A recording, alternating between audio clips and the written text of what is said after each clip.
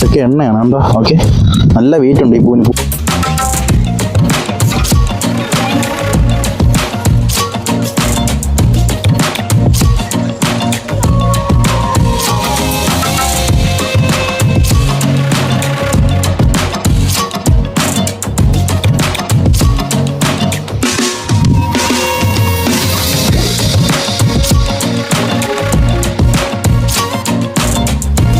Hello friends, ഒരു മാസമായി ഞാൻ വീഡിയോ ഇട്ടിട്ട് പൊന്മുടി പോകാം. പിന്നെ ഞാൻ വീഡിയോ ഇട്ടിട്ടേ ഇല്ല.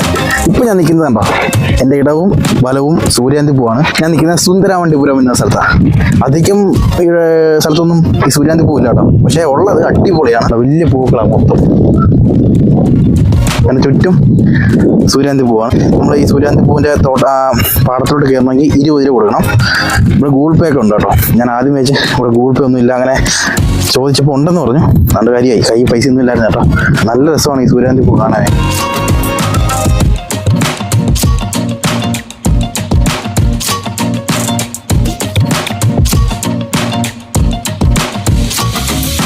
ഇതുണ്ട്, ഇതൊക്കെ ഉണ്ടോ, ഇതൊക്കെ പൂ വിരിയാൻ പോകുന്നേ ഉള്ളൂ. വലിയ പൂവുണ്ട് കണ്ടോ. ഇതൊക്കെ എണ്ണ ആവാറായി. ഇതൊക്കെ എണ്ണയാണ് കണ്ടോ. ഓക്കെ, നല്ല വെയിറ്റ്, രണ്ടിന് പോലും താങ്ങാൻ വയ്യ. അത്രയ്ക്ക് വെയിറ്റായി പൂവിന് കേട്ടോ.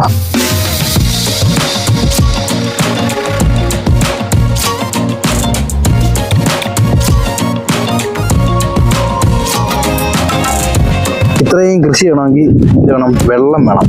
ഇവിടെ നമ്മുടെ കേരളത്തിലോട്ട് അധികം മഴയൊന്നും ഇവിടെ കിട്ടത്തില്ല.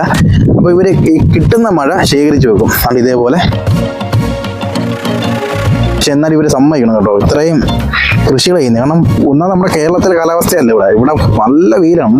ഇപ്പോൾ സമയം എന്ന് പറഞ്ഞാൽ 2:35, എന്നിട്ടും നല്ല വെയിൽ. ഈ അന്യമ്പാറ കഴിഞ്ഞിട്ട് മുന്നോട്ട് വരുമ്പോൾ ഇട സൈഡും വല സൈഡുമായിട്ട് ഇങ്ങനെ തെങ്ങും തോപ്പുകളും വയലുകളും പിന്നെ സിനിമാ ലൊക്കേഷന് പറ്റിയ ഈ തടാകം പോലത്തെ ഒരു കിടിലൻ സ്ഥലമുണ്ട്. അതൊക്കെ കണ്ട് വേണം സുന്ദരാവണ്ടി അടുത്തോട്ട് വരാൻ. പ്രത്യേകിച്ച് സൂര്യാന്തി പൂവുള്ള സീസൺ ആണെങ്കിൽ അടിപൊളിയായിരിക്കും. ഈ സൂര്യാന്തി പൂ കാണണമെങ്കിൽ നിങ്ങൾ പെട്ടെന്ന് തന്നെ വരണം കേട്ടോ. കാരണം കഴിഞ്ഞ വർഷം ഞാൻ സത്യം പറഞ്ഞാൽ നല്ല വിഷമത്തോടെ ഇവിടെ നിന്ന് പോയത്. സൂര്യാന്തി പൂവൊന്നും കാണാൻ പറ്റിയില്ല.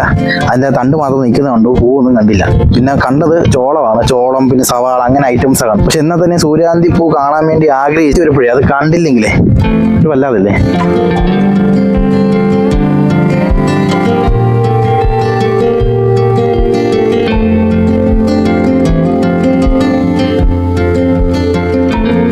ഇതാണ് ചോളം. ഏകദേശം വിളവെടുപ്പിനായി.